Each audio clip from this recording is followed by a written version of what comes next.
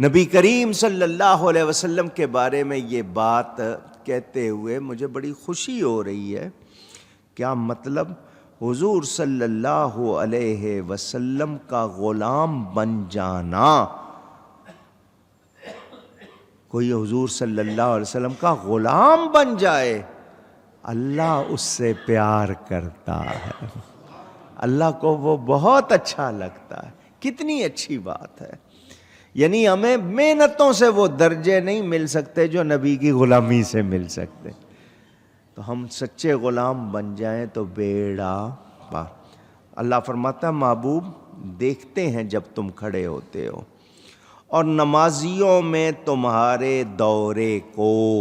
یہاں آپ سے 2-3 باتیں کرنی ہیں۔ حضور صلی اللہ علیہ وآلہ وسلم کی ایک ہے تخلیق، خلقت، کب سے ہے؟ اللہ نے آپ کو کب بنایا؟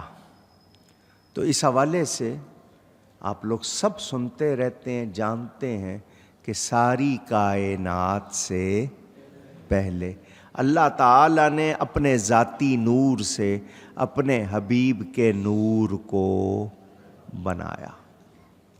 ٹھیک ہے؟ کوئی شبہ ہے؟ اونچی بیان آپ سنتے رہتے ہیں۔ حضور صلی اللہ علیہ وسلم کا یہ نور اللہ کے منشا کے مطابق، اللہ کی رضا کے مطابق اللہ نے جہاں چاہا، جتنا عرصہ چاہا رکھا۔ پورا بیان ہے، تفصیل پڑھنی ہو میرے والد صاحب کی کتاب الذکر الحسین، اس میں پڑھ لیجئے گا۔ پھر اللہ تعالیٰ نے جب حضرت آدم کو بنانے کے لیے زمین سے مٹی منگوائی، ان کا خاکی پتلا اپنے دست قدرت سے تیار کیا، وہ نور ان کی پشت میں رکھا۔ حضور صلی اللہ علیہ وسلم کا نور حضرت آدم کی، وہ ان کی پیشانی سے چمکتا تھا پشت میں، چمکتا تھا پیشانی سے۔ یہ نور منتقل ہوتا رہا، ایک سے دوسرے، دوسرے سے تیسرے میں ٹرانسفر جس کو آپ کہتے ہیں، منتقل ہوتا۔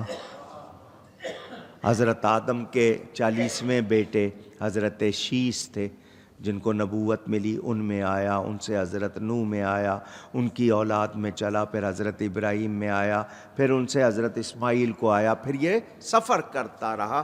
یہ جو آیت پڑھی ہے اس میں اس نور کے سفر کا بیان ہے کہ سجدہ کرنے والوں میں آپ کا دورہ رہا ہے، ایک سے دوسرے جتنے آپ کے آبا ہیں سارے رب کو سجدہ کرنے والے تھے۔ حضور خود فرماتے ہیں میرے باپوں میں، میری ماؤں میں کوئی ایسا نہیں ہے جو بغیر نکاح کے ہو، میری ساری مائیں پاک، میرے سارے باپ اونچی۔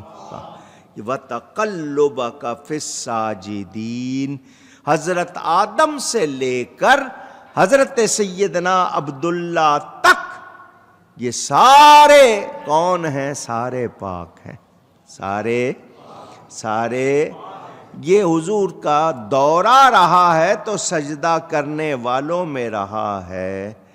اب اللہ دیکھ رہا ہے نبی کو بحالت قیام بھی، کھڑے ہوئے بھی، رکوع میں بھی، سجدے میں بھی، چلتے ہوئے بھی، ہر گردش اللہ دیکھ رہا ہے۔ اب یہاں ایک بات، بحالت نماز کی حالت میں ہم لوگ شاید نماز کو سمجھتے نہیں ہیں، ارکان ادا کر رہے ہیں۔ اللہ ہمیں حقیقی نماز پڑھنے کی توفیق عطا فرمائے۔ آپ یوں ہاتھ اٹھا کے نماز شروع کرتے ہو نا؟ پوچھ رہا ہوں، ہاتھ اٹھانے کا مطلب کیا ہوتا ہے؟ کوئی بتائے؟ دنیا سے ہاتھ اٹھا لیے، دنیا سے ہاتھ چھوڑ دیا، سب ہاتھ اٹھا لیے ہیں. آپ کو جب بھی کوئی ہوتا ہے نا مجرم ہاتھ اٹھا لیتا ہے نا، کیا مطلب کہ میں اب کوئی وہ نہیں کر رہا ہوں. تو یہ دنیا سے ہاتھ اٹھانا، ہاتھ اٹھا لیے کہ کیا مطلب اب دنیا نہیں، اب میں رب سے مل رہا ہوں، میرا رب سے مکالمہ شروع ہو رہا ہے. اگر آپ ایک سچے مومن کی طرح تکبیر اولا اللہ اکبر کہیں گے، آپ کو رب کے جلوے نظر آئیں گے، رب کے جلوے.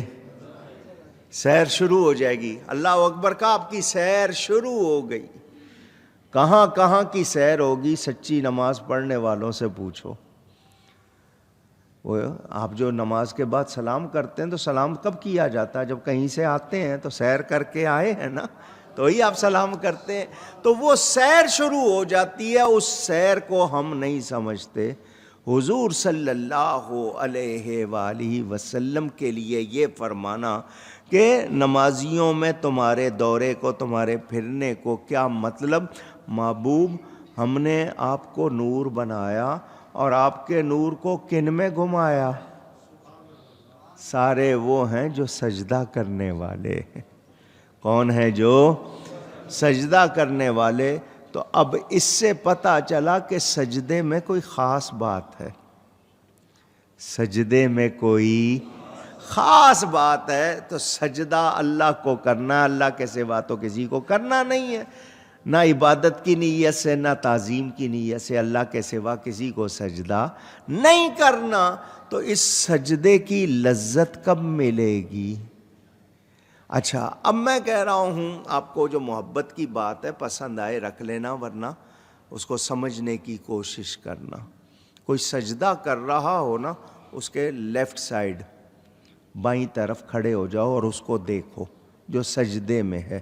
سر سے لے کر پاؤں کی انگلیوں تک اس کو ذرا دھیان سے دیکھنا، تو وہ لفظ محمد کی شکل بنا ہوتا ہے. سجدے میں لفظ محمد صلی اللہ علیہ وسلم کی شکل بنا ہوتا ہے. اب وہ بات کہ اللہ تعالیٰ فرمائے مجھے اپنا بندہ سجدے میں بہت پیارا لگتا ہے، میرے بہت قریب ہوتا ہے.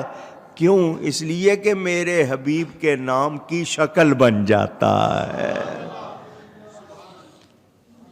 ہم عبادت اللہ کی کرتے ہیں، اللہ کے سوا کسی کی عبادت نہیں کرتے. اللہ کے سوا کسی کو سجدہ. نعرہ تکبیر، نعرہ رسالت، ماشاءاللہ تشریف. ہم کوشش کرتے ہیں کہ اس کو سمجھیں، اس نسبت کے راز کو جانیں. رب تعالیٰ کو اپنے حبیب سے بڑا پیار. اب یہاں یہ نہیں فرمایا کہ ہم نے نیکوں میں پھیرا، نہیں، سجدہ کرنے والوں میں. کیوں محبوب؟ جو بھی کوئی سجدہ کرتا ہے تیرے نام کی شکل بن جاتا ہے. ہمیں اس کی یہ ادا پیاری لگتی ہے. اللہ تعالیٰ نے جسم کو یہ نظام دیا. مجھے میرے والد صاحب قبلہ نے بہت چھوٹا تھا کہا تھا سونے سے پہلے طریقہ کیا ہو؟ دونوں ہاتھ جوڑنا. دونوں ہاتھ جوڑ کے نا دائیں رخسار، یہ دائیں گال کے نیچے رکھ کے جسم سمیٹ لینا لیٹتے وقت. اس کے بعد پھر جو بھی حالت ہو جائے. کیا مطلب؟ اوپر سے جو نگاہ پڑے گی تمہارا جسم لفظ محمد کی شکل بنا ہوگا. ابتدا اس سے کرو گے، پھر آگے ساری رات برکت ہی برکت ہوگی. یہ سوچ ہے، لیکن بہت سے لوگوں کو سمجھ آتی نہیں. اچھا سجدے کی بات. ہمارے ہاں اس وقت جو ٹائم ہے دن کا، کسی ملک میں بالکل یہی ٹائم رات کا ہوگا. اب کیلیفورنیا چلے جائیں، لاس اینجلس، پورے 12 گھنٹے کا فرق ہے پاکستان سے. یہاں اگر دن کے 2:30 بجے ہیں تو وہاں اس وقت رات کے. اللہ تعالیٰ نے زمین گول بنائی ہے، زمین گول بنائی ہے.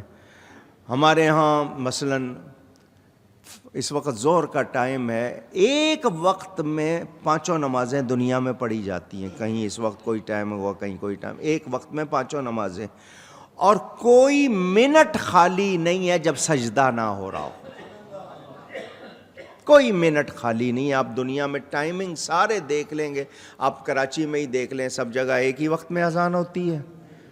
پھر یہاں سے آگے بڑھیں گے, ہر کسی جگہ 1 منٹ کا فرق, 1.5 منٹ کا فرق. علم توقیت والے جو آپ کو کیلنڈر بنا کے دیتے ہیں اذان کا, نماز کا, اس میں دیکھیں گے آپ, وہ پورے اس کے حساب سے کہاں سے سورج کتنی دیر تک نظر آئے گا, کس طرح, وہ اس کے حساب سے آپ کو بنا کے دیتے ہیں.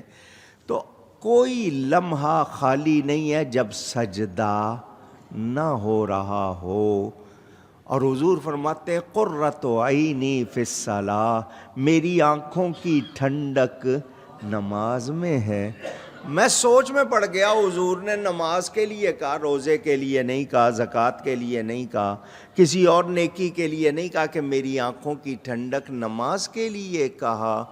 چونکہ محبوب کی آنکھوں کی ٹھنڈک, اللہ نے زمین گول بنا دی اور ایسا نظام کہ ہر وقت نماز ہوتی رہے تاکہ محبوب کی آنکھیں ٹھنڈی رہیں. تو اس سجدے میں بڑی ہی خوبیاں ہیں. یہ تو ظاہری بات کی نا کہ شکل بن جاتی ہے حضور صلی اللہ علیہ وسلم کے نام کی, اندر اور کیا کیا راز ہیں. آپ کے جسم کا سب سے اونچا مقام ہے پیشانی.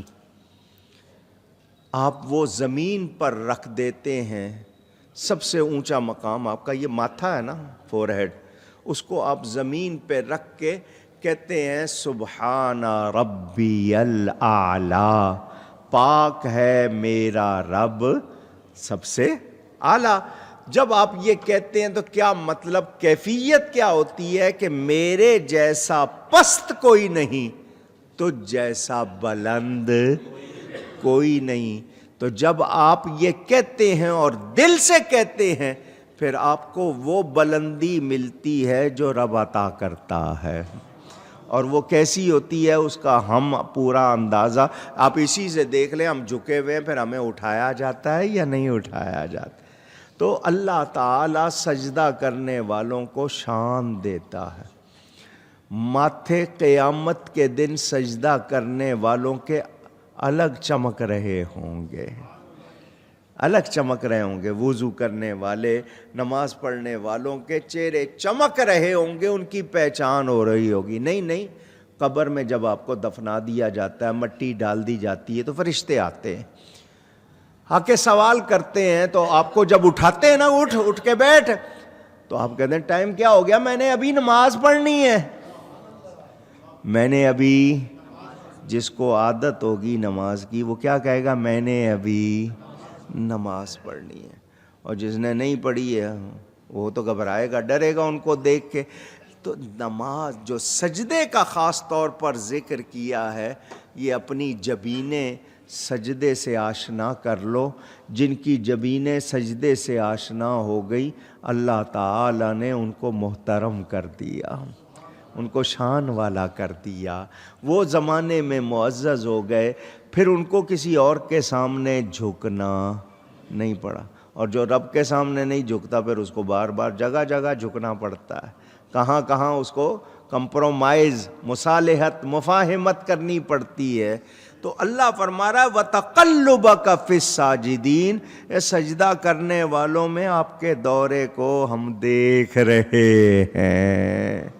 نبی کریم صلی اللہ علیہ وسلم کی شان کہ ایک تو اللہ فرماتا ہے ہر لمحے آپ پر نظر ہے, اور آپ سجدہ کرنے والوں میں آپ کے دورے کو بھی دیکھ رہے ہیں. یہاں ایک بات اور سن لیں, حضور صلی اللہ علیہ وسلم کو اللہ نے یہ شان دی ہے کہ انہوں نے سر کی آنکھوں سے رب کا دیدار کیا ہے. رب کا معراج کہتے ہیں نا, سر کی آنکھوں سے. اگر آپ کہیں کہ بصیرت سے, دل کی آنکھوں سے, تو وہ معنی مراد نہیں ہے. خواب میں کوئی بھی اللہ کو دیکھ سکتا ہے, نور ہے اللہ تعالیٰ, جس کو چاہے زیارت کرا دے. نبی پاک صلی اللہ علیہ وسلم واحد ہستی ہے کائنات کی جنہوں نے سر کی آنکھوں سے دیکھا. اگر کوئی کہے کہ دیکھا ہی نہیں جا سکتا, ممکن ہی نہیں ہے, تو پھر قرآن میں آپ کو میں معراج کی رات اس کا جواب دیتا ہوں. بخاری شریف میں حدیث موجود ہے، جنتی جب جنت میں چلے جائیں گے اللہ فرمائے گا جنتیوں خوش ہو، وہ کہیں گے یا اللہ بڑے خوش ہیں، اللہ فرمائے گا نہیں تو میں خوش کرتا ہوں۔ بخاری شریف میں حدیث موجود، اللہ تعالی جنتیوں کو اپنا دیدار کرائے گا، سارے جنتی۔ اور حضور صلی اللہ علیہ وسلم کا ارشاد کیا ہے کہ جنتی اللہ کو اس طرح دیکھیں گے جیسے 14ویں کے چاند کو دیکھتے ہیں، شبہ نہیں ہوتا، اس طرح اللہ کو دیکھیں گے، شبہ نہیں ہوگا۔ تو جنتی جنت میں جب جائیں گے تب دیکھیں گے جس کو اللہ نے جنت کا مالک بنایا، وہ بھی وہیں دیکھتے تو پھر بات کیا ہوتی، ان کو رب نے عرش پہ بلا کے پہلے دیدار کرایا ہے۔ تو حضور صلی اللہ علیہ وسلم سید الساجدین بھی ہیں، سید المتواضعین بھی ہیں، تمام سجدہ کرنے والوں کے سردار بھی ہیں۔ اور حضور صلی اللہ علیہ وسلم کے لیے جب اللہ یہ فرمائے کہ ہم سجدہ کرنے والوں میں آپ کا دورہ دیکھ رہے ہیں اور آپ کو انہی میں گھمایا گیا ہے، تو اس سے پتہ چلا کہ حضور صلی اللہ علیہ وسلم کا سجدہ کرنا ہم اس کو پوری طرح تو کیا تھوڑا بھی سمجھ نہیں سکتے، ہاں ہمیں نبی کے فرمان نے بتا دیا کہ الصلاۃ معراج المؤمن، کہ مومن کے لیے نماز جو ہے وہ معراج ہے۔ میں نے جو جلوے رب کے عرش پر جا کر دیکھے ہیں، سجدہ کرو تمہیں رب کے جلوے یہاں نظر آ جائیں گے۔ جلوے، حضور نے تو اللہ کو دیکھا ہے نا، یہاں تو جلوے کی بات۔ تو سجدے میں خاصیت۔ اب مسئلہ پھر سن لیں تاکہ کسی کے ذہن میں شبہ نہ رہے۔ بہت سے لوگ ہمیں جو الزام دیتے ہیں اس کا جواب، اللہ کے سوا کسی کو کسی طرح کا سجدہ جائز نہیں۔ اونچی کہیے اور اونچی کہیے، بڑی مہربانی آپ سے کہلوایا، آپ کو یاد بھی رہے گا۔ سجدہ تعظیمی پہلی شریعتوں میں جائز تھا۔ حضرت آدم علیہ السلام کو سجدہ ہوا، فرشتوں نے کیا، حضرت یوسف علیہ السلام کو سجدہ ہوا، بیان دیگر۔ پہلی شریعتوں میں سجدہ جائز تھا، اس سجدے کا نام تھا تعظیمی۔ کون سا سجدہ؟ تعظیمی۔ عبادت کا سجدہ اللہ کے سوا کبھی بھی کسی کے لیے نہیں ہوا۔ پہلی شریعتوں میں سجدہ تعظیمی جائز تھا، شریعت محمدی میں وہ جائز نہیں، حرام۔ کوئی کرے گا کافر نہیں ہوگا، گناہگار ہوگا۔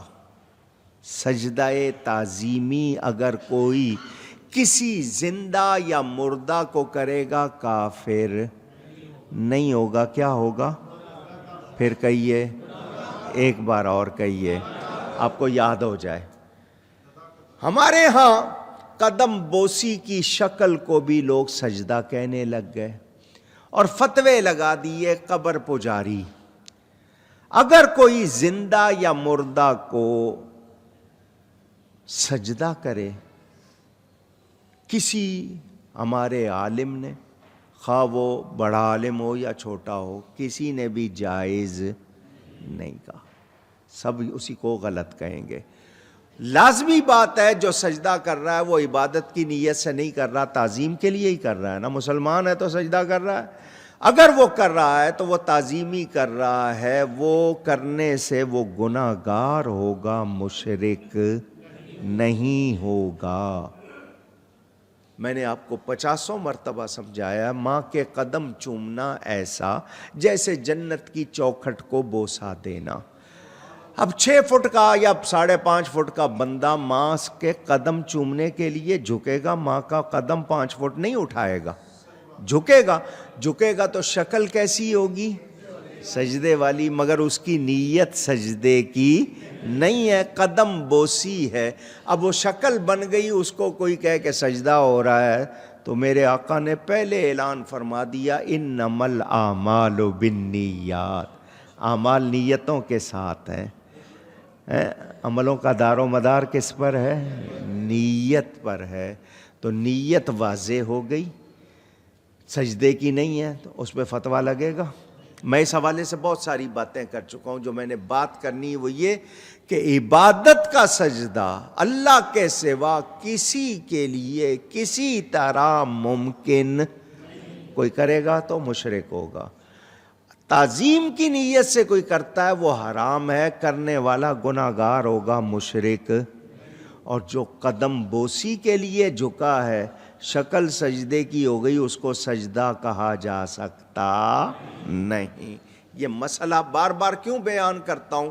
بہت سے لوگ اس پر فتوے بہت لگاتے ہیں اور خود کہاں کہاں جھکتے ہیں اور کیا کرتے ہیں، میں اس کی بات نہیں کر رہا۔ ممبر پہ بیٹھا ہوں ورنہ میں ان کو جواب وہ بھی دے سکتا ہوں۔ تو ان لوگوں کو سوچنا چاہیے کہ مسلمانوں پر اس طرح کے فتوے، اللہ والے آئے مشرکوں کو مسلمان کرنے کے لیے، یہ مسلمانوں کو مشرک بناتے ہیں۔ فرق دیکھا ان کی تبلیغ کا اور ہماری تبلیغ کا؟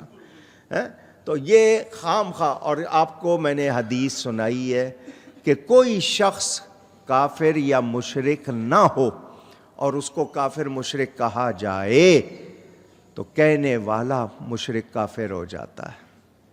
جس کو کہا ہے وہ کافر مشرک نہیں، تو کہنے والے پر وہ حکم لوٹ جائے گا۔ تو یہ کوئی معمولی بات نہیں، بہت ڈرنا چاہیے۔ اللہ ہم سب کو توبہ کی بھی توفیق دے اور نیکی کی توفیق دے۔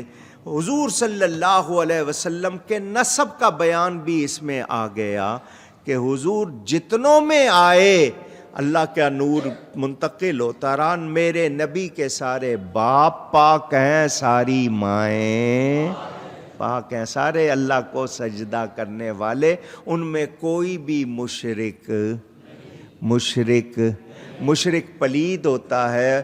میں اور آپ 4 پیسے کا دودھ گندے برتن میں نہ ڈالیں اور اللہ اپنا حبیب ڈال دے، اپنا نور ڈال دے، یہ کیسے ہو سکتا ہے؟ تو ہمیں یہ یاد رکھنا ہے۔ یہ بیان جاری ہے، میں یہاں اس گفتگو کو روک رہا ہوں۔ مجھ سے گفتگو میں کوئی غلطی ہوئی ہو، اللہ کی بارگاہ میں توبہ کرتا ہوں۔ وآخر دعوانا ان الحمد للہ رب العالمین۔